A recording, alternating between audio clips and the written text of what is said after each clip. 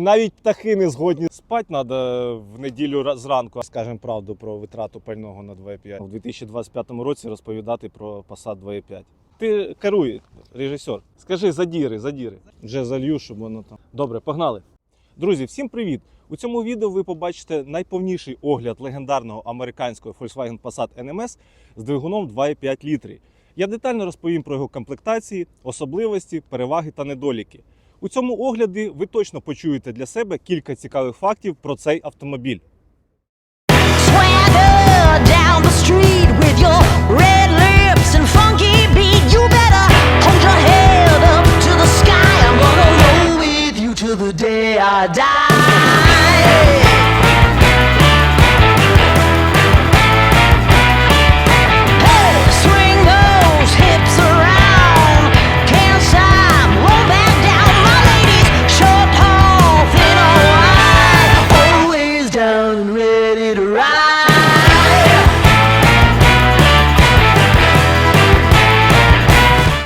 По традиції почнемо з короткої технічної та історичної довідки. Volkswagen Passat NMS з двигуном 2,5 літри вироблявся для північноамериканського ринку в США у період з 2012 модельного року по 2014 модельний рік. А фізично це з 2011 року по кінець 2013 року. Починаючи з другої половини 2013 року, на зміну нашій легенді прийшов двигун 1,8 TSI. Але варто одразу проговорити, що цей період продажів 2,5 тільки для північноамериканського ринку, оскільки на експорт для країн Близького Сходу, а це у нас Саудівська Аравія, Катар, Оман та Об'єднані Арабські Емірати, Volkswagen Passat NMS з двигуном 2,5 літри продовжував без перерви вироблятися аж до самого кінця його загалом виробництва в 2022 році. Тобто в цих арабських країнах, що я назвав, ви при бажанні можете придбати на вторинному ринку Volkswagen Passat NMS з двигуном 2,5 літри як в рестайлінговому кузові, так і навіть в кузові NMS другого покоління. Стосовно технічних характеристик, то наш двигун працює по технології MPI, тобто відбувається розподілене впорскування палива. Блок у нас чавунний, голова алюмінієва, потужність складає 170 кінських сил та 240 Нм обертного моменту. Маркування прошивки двигуна – це BTA, якщо 2 лямбди, та це BTU, якщо автомобіль мав 3 лямбди. Ці заморочки викликані різними екологічними вимогами в залежності від конкретного штату. Коробка перемикання передач на 2,5 могла бути або автоматична 6-ступенева з маркуванням 09G від японської компанії Aisin, або це могла бути 5-ступенева механіка. Привід на передні колеса. Нагадаю, що для жодного з NMS за весь період його виробництва ніякого іншого, окрім переднього приводу, не існувало. Кермова рейка на 2,5 встановлювалася з гідропідсилювачем керма. І це єдиний мотор в лінійці NMS, який комплектувався саме гідропідсилювачем, оскільки інші NMS з двигунами 1,8, 2,0 TSI, дизель та 3,6 комплектувалися тільки кермовою рейкою з електропідсилювачем та системою Servotronic. Мабуть, такий фарт для 2,5 обумовлений легендарною надійністю. Але нас в Україні вже є власники Passatів NMS з двигуном 2,5 літри, які встановили собі кермову рейку з електропідсилювачем, і тепер їх біцуха не така прокачана. Шасі та гальмівна система на 2,5 встановлювались точно такі ж самі, як і на NMS з іншими двигунами. А саме попереду у нас Макферсон та 312 мм гальмівні диски. Позаду це багатоважільна підвізка та гальмівні диски діаметром 272 мм. Єдина відмінність шасі для 2,5 могла бути в залежності від комплектації, оскільки на топову версію 2,5 в коло встановлювалися пружини трішки іншого індексу жорсткості. А тепер я розповім про те, які існували комплектації для американського Volkswagen NMS з двигуном 2,5 літри. За весь час продажу цього двигуна на ринку Америки загалом варто виділяти 5 основних комплектацій. Це сама базова версія S, яка комплектуватися могла або 5-ступеневою механікою, або 6-ступеневим автоматом. Вона йшла на штампованих колісних дисках з ковпаками, пластиковому кермі. Також там були сидіння виконані з тканини та інші, в принципі, базові речі. Але до 2013 модельного року така S-версія завжди мала двохзонний клімат-контроль. В 2013 році для 2,5 з'явилася комплектація Wolfsburg, яка була таким собі місточком між S-комплектацією та середньою комплектацією SE. Характерною відмінністю комплектації Wolfsburg є те, що вона вже йшла на 16 легкосплавних колісних дисках, та салон в ній був виконаний зі штучної шкіри з підігрівом передніх сидінь та повним електрорегулюванням водійського сидіння. Далі йде середня комплектація SE, яка йшла вже на 17 легкосплавних дисках. В ній був хром по периметру вікон, встановлювались точно такі ж самі, як і на комплектацію Wolfsburg сидіння зі штучної шкіри, велика магнітола RCD 510, шкіряне мультикермо, повна приборна панель MFA+, салонне дзеркало з автозатемненням та інші моменти в залежності від того, чи це була SE з люком, чи це була SE з навігацією. Ну і топової комплектації для 2.5 це були дві версії SEL. І ось тут ще один цікавий факт, про який багато хто не знає. А саме, незважаючи на шильдик SEL для 2.5, така комплектація поділялась на звичайний SEL та SEL Premium. Про відмінності звичайного SEL та SEL Premium я не бачу сенсу витрачати час в цьому відео. Якщо вам цікаво, чим вони відрізнялися, то ви можете про це подивитися в окремому нашому відео, посилання на яке буде або в описі під відео, або десь тут на екрані. Якщо говорити загалом про топову комплектацію для 2.5, то там вже було все, що могло існувати для американського дорестайлового Passat NMS. Позовні це передні противотуманки, топові легкосплавні 17-колісні диски під назвою Salamanca, безключовий доступ та запуск двигуна кнопкою, хром на вікнах, на дверях, на задньому бампері, ключ з функцією дистанційного запуску двигуна, панорамний люк, датчик дощу. Всередині це топові сидіння з комфортною спортивною боковою підтримкою, та які частково виконані з натуральної шкіри зі вставками посередині з матеріалу динаміка, який дуже схожий на Алькантару, але який нею не є. Переднє сидіння повністю з електрорегулюванням, водійське сидіння має функцію пам'яті його положення, а також функцію пам'яті положення зовнішніх дзеркал заднього огляду. Аудіосистема пропонувалась топова на 400 Вт від компанії Fender на 9 аудіоточок, включно з сабвуфером багажнику. Магнітола встановлювалась топова для американського дорестайлового Passat, а саме RNS 510 з підтримкою навігації та камери заднього огляду. Також була підсвітка простору ніг попереду, підсвітка всіх внутрішніх ручок, лючок в спинці заднього дивану з доступом в багажник. Функція управління воротами гаража HomeLink, яка розміщена на сонцезахисному водійському козирку. До речі, ця функція чудово працює і в нас в Україні, тому не слухайте всяких знатоків, котрі кажуть, що вона в нас не працює через те, що у нас якісь не ті частоти. В іншому, всередині ви можете побачити відмінність топової комплектації від інших по тому, який там декор. Декор на топову комплектацію встановлювався під так зване сервантне дерево. Позовні додатково я хотів би відмітити ще таку відмінність комплектації SEL для 2.5, як решітку радіатора. А саме у SEL комплектації решітка радіатора мала додаткові вертикальні внутрішні хромлінії. Така решітка, як на мене, виглядає цікавіше, але на розбірці за неї просять $200, що часто зупиняє від придбання її. І тому ми можемо часто бачити SEL-комплектацію, відновлену після ДТП в Америці, саме звичайною решіткою без цих вертикальних хромліній. Ще одною цікавинкою стосовно 2.5 я хотів би виділити те, що знову ж таки тільки для цього мотору максимально можливі по заводу колісні диски встановлювалися в 17 розмірі. А ось для інших дорестайлових американських Passatів з двигуном 1.8, 3.6 та дизель, в залежності від комплектації, диски могли бути 18 розмірності і навіть 19 розмірності для версії 1.8 SE Sport. Перебравшись на задній ряд сидінь, я хотів би відмітити багатьом невідомий факт.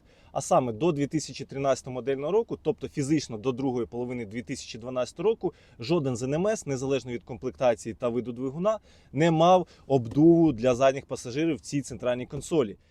І вже на автомобілі, які фізично були виготовлені в другій половині 2012 року, в залежності від комплектації, а це від SE та вище, встановлювали обдув для задніх пасажирів в цю центральну консоль.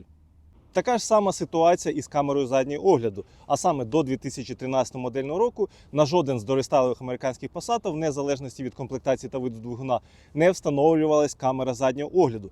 При цьому на деяких версіях SE та завжди на SEL Premium встановлювались магнітоли, які підтримують камеру заднього огляду. Цей прорахунок уже виправили саме в 2013 модельному році, тобто фізично з другої половини 2012 року.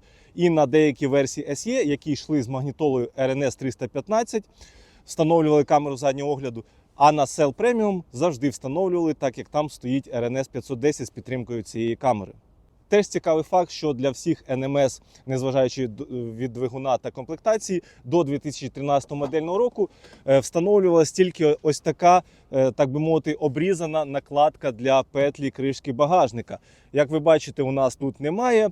Тут у нас є, от така вона обрізана. А якщо ми кажемо про 2013 модельний рік, то знову ж таки змінили і вже почали встановлювати повноцінні такі заглушки цих петель кришки багажника. Ну і користуюсь нагодою те, що я вже кажу про певні такі цікавинки про Passat NMS. Хотів би відмітити знову ж таки, що до 2013 модельного року у нас дзеркала на всіх NMS дорестайлах були у вигляді краплі. А вже починаючи з 2013 модельного року, у нас, ви бачите, вони саме квадратні. Тому якщо ви обираєте собі дзеркальний елемент, щоб змінити його з американського на європейський, беріть це до уваги, тому що вони відрізняються в залежності від того, який у вас корпус дзеркала. Окремо хочеться приділити увагу витраті пального на цьому автомобілі.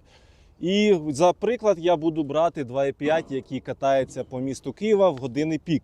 При такому трафіку споживання бензину у вас буде в середньому 13-14 літрів, а то й більше. Але ці ж автомобілі полюбляють, що на них нормально залітає газік. Газіку при таких умовах експлуатації ваш 2.5 споживатиме в середньому 16-18 літрів, а то й більше. Цікавий факт, що в аналогічному порівнянні витрата бензину на NMS з двигуном 3,6 літрів буде навіть трішки менше, ніж споживання бензину на 2,5. Тобто, якщо ви не плануєте встановлювати ГБО на ваш автомобіль та хочете обрати NMS, я б радив вам подивитися в сторону версії з двигуном 1,8 або 3,6, які споживатимуть бензина точно будуть менше, ніж 2,5, але їхати будуть набагато цікавіше. Друзі, зараз я хочу поділитися з вами своїми враженнями за кермуванням 2.5. В принципі, хто слідкує за нашим каналом, ви можете знати, що я ці NMS вже проїздив і впоперек, і вздовж, тобто будь-які мотори, будь-які комплектації, але дійсно на 2.5 досить, скажімо так, рідко я їздив. Ми зараз їдемо в нашому екземплярі Cell Premium на 2.5, в принципі, з більшим комфортом. Можемо вам поділитися, що мені, в принципі, подобається в цьому автомобілі, що може не подобатись. Ну, по-перше, кермова рейка.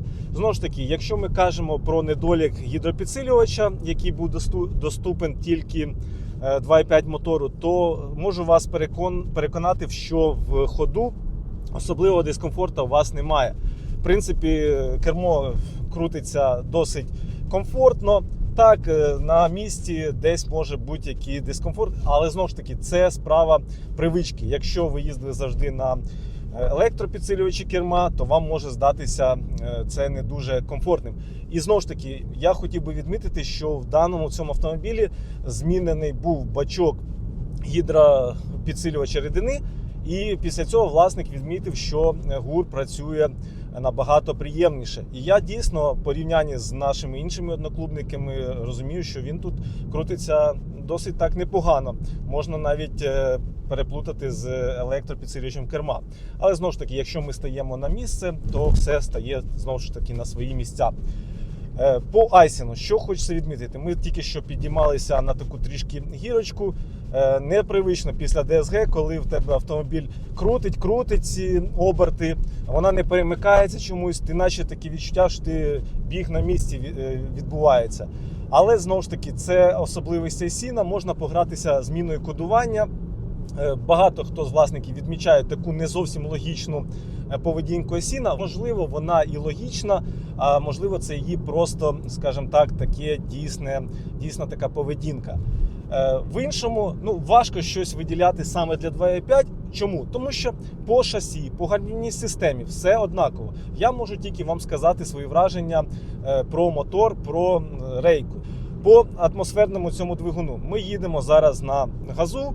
В принципі, якихось там відмінності від того, як він їде на газу або на бензині, ви не помітите. Це якісь дійсно естети і знавці можуть там порівняти і десь знайти різницю. Але в будь-якому випадку газ вам допоможе економити, при цьому ви не втрачатимете в якійсь там динаміці, якщо ми можемо взагалі приміняти це слово до 2.5. Знову ж таки, не кидайтеся гнилими помідорами. Я ніколи не казав, що 2.5 це поганий мотор. Це дійсно нормальний автомобіль, але знову ж таки я не зовсім розумію, коли його звеличують часто не дуже заслужено. Тому ми в цьому огляді з вами відмічаємо як позитивні сторони, які в нього є дійсно, так і все ж таки, вибачайте, ми відмітимо те, що з ними дійсно відбувається, з цими автомобілями через роки в Україні і тому подібне. Якщо вам потрібен автомобіль для пересування в місті, якщо ви не претендуєте на якісь там призові місця в дисципліні «Хто перший до світлофора», то, звичайно, 2.5 – це вдалий вибір, який дозволить вам певний час економити. Знову ж таки, якщо, дай Бог, у вас не буде тих проблем, які з ним тут можуть бути. І, в принципі, знову ж таки, витрата пального. Так, об'єм значний, 2,5 літри. Їде він на цей об'єм не зовсім адекватно. Так, все-таки це стара технологія двигуна, але, знову ж таки, MPI дозволяє встановити газ. Все, тут більше аргументів проти, я не маю, скажімо так. Хочете десь позажигати, десь постейджувати, для цього є NMS 1.8, для цього є 3.6. На крайній випадок дизель в потоці в мегаполісі буде також більш, скажімо так, чисто на жопомірі, більше буде цікавіший. І там крутний момент на низах майже максимальний, тому може здаватися, що він дійсно бодріше. Але скільки ми вже переміряли ці автомобілі, в принципі, 2.5 дизель їдуть однаково, і в більшості випадків можна навіть сказати, що 2.5 по дисципліні 0-100 буде швидший, як не є. Але заміряли, там різниця невелика. На драгі ми заміряли, звичайно. Тому, скажімо так, для якихось таких моментних там стрибнути в поток, десь там швиденько виїхати з естакади, десь там ще щось ускоритись, можливо, за рахунок цього моменту більшого дизеля вам здасться, що це швидше буде. Знову ж таки, 2.5 він не програє в цій дисципліні, я ж кажу, може навіть і краще. Просто відчуттями вам буде здаватися, що турбомотор їде веселіше. Що в іншому хочу сказати? По комфорту, знову ж таки, це більше буде для тих, хто ще обирає між NMS, там, наприклад, або між Fusion, або між Сонатою. Volkswagen – це все-таки Volkswagen. Хто б не казав, що це там мексиканська джета, знову ж таки кажу, що NMS виготовлявся всі свої роки тільки в США. Це справжній американець. Там переважна більшість запчастин або США-Канада, а якщо ми кажемо про двигун і коробку, то вони взагалі в Німеччині зроблені. Тому не треба плутати з джетою. Джета дійсно вироблялась в Мексиці і, скажімо так, якщо ми кажемо про вже такі речі, то престижніше, звичайно, розуміти, що ти їдеш в автомобілі, який зібраний в USA, так? Але ми всі розуміємо, що в порівнянні з європейським автомобілем він програє в певних дисциплінах. Уже не один раз це відмічав, там якість матеріалу, можливо, якісь ергономічні штуки, наприклад, ті ж петлі, кришки багажника, які в європейці сховані в свої спеціальні ніші. Тут вони на показ, і інколи це, доставляє незручності, коли вам потрібно загрузити багажник повний, ви загружаєте без врахування цих петель, а потім закрити, а вже не виходить і починається гра в Тетріс. Це таке відступ ліричний. Машина, автомобіль дійсно якісний. Тобто за ці гроші, які ви можете віддати за цей автомобіль, а вони починаються, ринок у них навіть там з 8 тисяч. Так, це може бути гола комплектація. В більшості випадків така ціна не те, щоб за комплектацію, а більше за стан. Пробіг, удар, стан на поточний момент. Все-таки це впливає на ціну. Бо навіть S-ка може коштувати 10-11 тисяч, якщо вона дійсно в гарному стані, там удари не були і тому подібне. Тому не завжди комплектація впливає на вартість.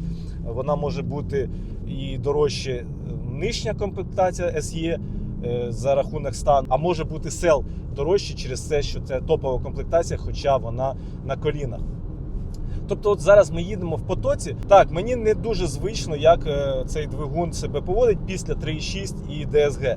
Але це таке, у мене замилене трошки око, я не можу адекватно там казати, тому я і кажу, що це автомобіль непоганий для своїх параметрів, для своїх задач.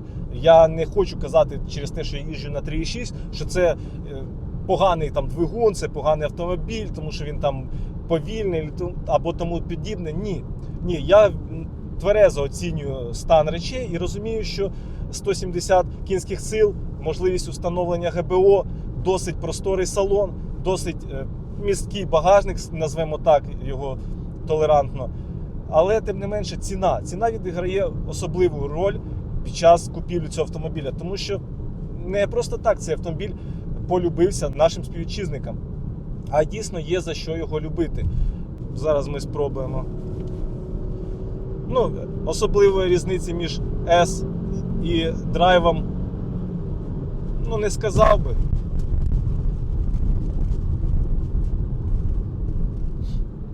Але набирає свою крейсерську швидкість досить прогнозовано і досить, в принципі, приємно.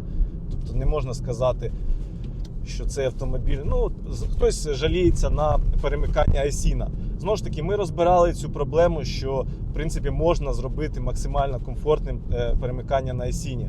Для цього треба буде і технічно, і програмно трішки погратися, але, в принципі, є випадки, коли люди проходять цей шлях і все-таки у них потім працює коробка більш, скажімо так, приємніше, можна так. Вона ніколи не буде DSG, знову ж таки, надійність, як показали роки, також не можуть сказати, що це такий надійний агрегат, який можна гордо писати на авторія не DSG.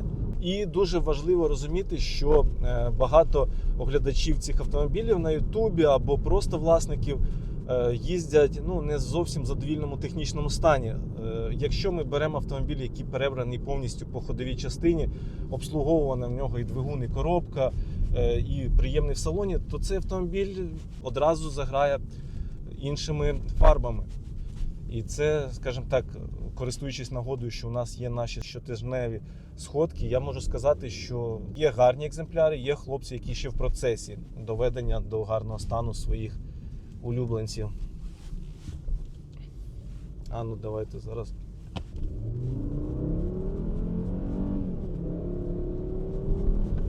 Вічність.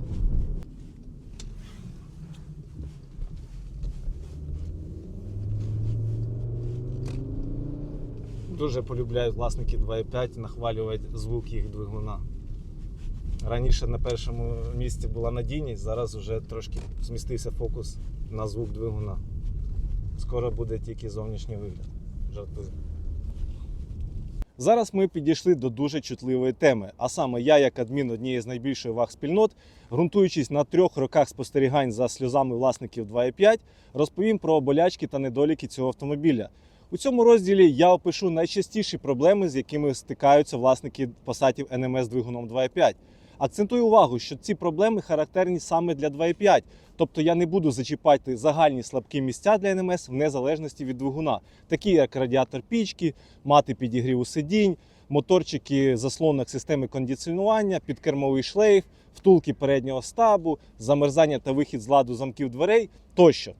Почнемо по наростаючій, і перше – це знаменита мембрана клапану вентиляції картерних газів. На 2.5 вихід з ладу цієї резинки супроводжується появою ключика на панелі бортового комп'ютера, чека на табло тахометра та появою жорстких пінків під час перемикання коробки передач.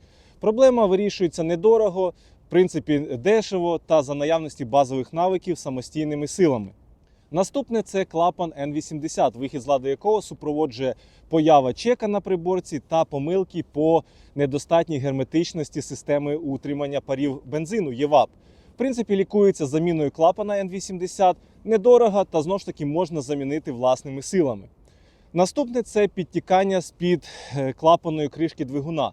В цілому проблема не страшна, вирішується заміною прокладки клапаної кришки, і я б більше відніс її до вікової проблеми, аніж дійсно до якоїсь болячки. Наступне – це у нас підтікання вакуумного насосу, яке супроводжується досить сильним забрудненням оливи на стику між двигуном та коробкою. Часто на СТО недосвідчені майстри можуть приговорити сальник колінвала, але проблема вирішується заміною прокладки вакуумного насоса або, що більш надійніше, заміною вакуумного насоса в зборі. Просідання пружин, особливо задніх, після встановлення на автомобіль ГБО. Проблема вирішується заміною пружин на підсилені від компанії LED Joffers, і ваш автомобіль отримує високий кліренс навіть з ГБО на борту. Хотів би сказати декілька слів про газік на ці автомобілі. Загалом є таке розуміння, що сюди нормально встановлюється газ. В принципі, ці автомобілі під нього заточені, і багато хто купують того, що можливо встановити ГБО та економити. Але з газом не все так просто, і тут є момент, що якщо вам його встановили криві руки або неправильно встановили, можуть бути з ним проблеми. Найчастіше розповсюджена проблема, коли у вас на холодну не може запуститися з першого разу автомобіль. Тобто відбувається таке трішки підтравлювання газу в редукторі, і через це автомобіль важко запускається. Перевірити це можна, наприклад, викатавши газ або перекривши вентиль в балоні, завести на газу, щоб вона повністю вийшла з системи, і вже перевірити на ранок. Якщо буде все добре заводитись на бензині, то значить дійсно проблема в редукторі. Ну і загалом всі проблеми ГБО на цих автомобілях скоріше, напевно, через неякісне встановлення обладнання саме от вже такими майстрами не дуже вмілими. Вихід з ладу дросельної заслонки. Дуже часто проблема на 2.5. При появі цієї поломки у вас на приборці буде індикація чека та ЄПЦ, а на панелі бортового комп'ютера з'явиться індикатор круїз-контроля зі знаком оклику. В ідеалі замінити на новий дросель по якісному аналогу, але більшість обирає шлях економії та віддає на перепайку контактів рідний дросель. Вирішення проблеми після перепайки нестабільне та не матиме гарантії. Наступне – це вихід з ладу гідропідсилювача керма або кермової рейки. Тут правило менш технологічніше, більш надійніше не спрацювало. І кермові рейки виходять з ладу в основному на 2.5. Це може бути вихід або самої рейки, або насоса ГУР, або алюмінієвих трубок подачі рідини. Але хтось реставрує рідну рейку, хтось купує кота в мішку з розбірки. В будь-якому випадку факт ненадійності цього вузла для 2.5 уже особливо не викликає суперечностей. Про ланцюг ГРМ, я думаю, вже всі прекрасно знають, що на 2.5 він досить міцний і, в принципі, зустрічаються випадки, коли власники міняють ці агрегати, ці розхідники, але в більшості випадків за 200-300 тисяч кілометрів ланцюг ходить і не проявляє ніяких негараздів. Зараз на фото ви можете бачити ланцюг, який на пробігу 200 плюс тисяч кілометрів. З ним все нормально, його не міняли. Єдине, що може запотівати кришка захисту цього ланцюга на пробігу там 200 плюс. В принципі, можна перепакувати і далі вже їздити собі і, в принципі, не хвилюватися. Далі це вихід з ладу лямбда-зондів. Досить часто саме на 2.5 трапляється така болячка. В принципі, можна припустити, що фактором помилки слугує оманлива впевненість, що надійний атмосферник може переварити найвідбірніше лайно з новним АЗС. В будь-якому випадку проблема вирішується заміною лямбда-зондів, що й не дуже то й дорого. Далі це у нас датчик колінвала або датчик розпредвала. Автомобіль починає працювати нестабільно, може глохнути під час руху, діагностувати помилку, в принципі, інколи важко. Частіше всього це трапляється у власників 2.5, але вирішується проблема, в принципі, заміною відповідного датчика. Наступним слабким місцем я виділю руйнування корпусу фільтра оливи або його кронштейна. Досить розповсюджена проблема в силу матеріалу, з якого виготовлений цей корпус, а також віку та пробігів цих автомобілів. Далі це несправний термостат АКПП. Так, саме термостат коробки перемикання передач. Я даю гарантію, що 99% з вас навіть і не знали, що він існує в вашому автомобілі. Але це факт, він є на 2.5, 1.8 і навіть на дизелі на 140 кінських сил. І факт, що в будь-якому випадку він у вас уже не працюючий. Маючи статистику від клубного майстра, я можу з упевненістю сказати, що всі автомобілі, котрі приїжджали для заміни цієї запчастини, мали цю запчастину рідну вже не працюючу. І це не залежало від віку автомобіля або його пробігу. Діагностувати несправний термостат АКПП можливо тільки після його демонтажу. І вже тоді ви зможете подивитися, як він заклинив. Чи в відкритому положенні, чи в закритому. Найчастіше він клинить у відкритому положенні, що менш небезпечно, але тим не менше при таких умовах, особливо взимку, холодна охолоджуюча рідина одразу потрапляє в теплообмінник вашої коробки з усіма витікаючими. В принципі, термостат АКПП, несправність його можна виділити як один із факторів більш серйозної поломки, про яку ми поговоримо трішки пізніше. Так само про існування термостату АКПП і не знають ті, хто встановлює ГБО. І частіше всього вони роблять контур подачі охолоджуючої рідини до редуктора без врахування роботи термостату АКПП. В більшості випадків після заміни термостату АКПП вам потрібно буде поїхати до газовщиків, щоб вони переробили цей контур. Після заміни термостату АКПП автомобіль починає прогріватися швидше та в більшості випадків відмічається більш м'яке та комфортніше перемикання коробки передач Aisin. Далі це вихід з ладу подушок двигуна на 2.5. В принципі, проблема не страшна, якщо ви можете собі дозволити придбати оригінальні подушки на 2.5, оскільки аналоги не мають відповідного класу по навантаженню і через це довго не ходять. А так, в принципі, проблема не страшна. Знову ж таки, подушки на 2.5 коштують немало, оригінальні, якщо ми кажемо. Зараз перейдемо до більш потужніших проблем, і це в нас лакові відкладення в голові двигуна. Зазвичай діагностується проблема візуально під час заміни прокладки клапанної кришки, та в більшості випадків не впливає такий стан двигуна на його роботу. В суттєво запущених випадках відбувається троїння по циліндрам, що змушує шукати донора на розбірці. Загалом, якщо у вас виникла така проблема, то знайте, що вирішення по грошам та часу, скажімо так, не дешеве. Також виходять з ладу розпредвали двигуна. Відмічається сильне троїння двигуна при робочих катушках та свічках, мигає чек та горить піктограма ЄПЦ. Вирішується проблема заміною розпредвалів, що в принципі не дешево, можна навіть сказати, що дорого. І завершу перелік болячок 2.5 виходом з ладу АКПП Aisin, яка в останні роки дуже почастішала серед власників цих автомобілів в Україні. Проявляється в тому, що під час того, як двигун крутить обороти, швидкість не збільшується. При наборі 3000 оборотів і більше коробка починає вести себе неадекватно під час перемикання, а також в блоці АКПП з'являються відповідні помилки. Враховуючи те, що практично цих коробок вже не лишилось на розбірках, висновки робіть самі. Відновлювати рідну коробку ще поки що не вигідно, тому що цінники озвучують досить негуманні. На розбірках, якщо є ці коробки на ці двигуни, то вони з немаленьким пробігом і від $500 за гірший варіант. До цього ми додаємо ще вартість демонтажу, монтажу та обслуговування нової коробки і отримуємо невтішний цінник вирішення цієї болячки. Причиною вихіду з ладу АКПП Aisin я, звичайно, вам не можу сказати 100%, але виходячи з нашого досвіду, можна припустити, що все-таки тихий вбивця, несправний термостат АКПП цьому сприяє. Також цьому сприяє неналежне обслуговування ще в Америці, яке вже невиліковне по прибуттю в Україні. І незважаючи на те, що власники в Україні досить добре піклуються про свій автомобіль, їх наздоганяє, скажімо так, минула історія цього автомобіля, історія обслуговування цього автомобіля. Також не потрібно відкидати такий факт, як неправильна експлуатація. Бо ці автомобілі, в принципі, конструктивно коробка не призначена для молодої крові, котра бере ці автомобілі і вважають, що вони взяли дійсно спортивний автомобіль. Хоча ніхто не піддає сумніву міць та спортивність цього автомобіля, саме 2.5. Якщо казати про переваги Passat 2.5, то даний автомобіль – це можливість середньостатистичному українцю володіти просторим, гарним, досить якісним, сучасним та комфортним автомобілем за помірні гроші. Простий атмосферний двигун дозволяє встановити ГБО та економити кошти на АЗС, незважаючи на його великий об'єм. Загалом досить надійний автомобіль, який не страшно купувати з пробігом 200 плюс тисяч кілометрів, за умови, що купуєте його живим, купуєте не за всі гроші світу та купуєте не на останні для себе гроші.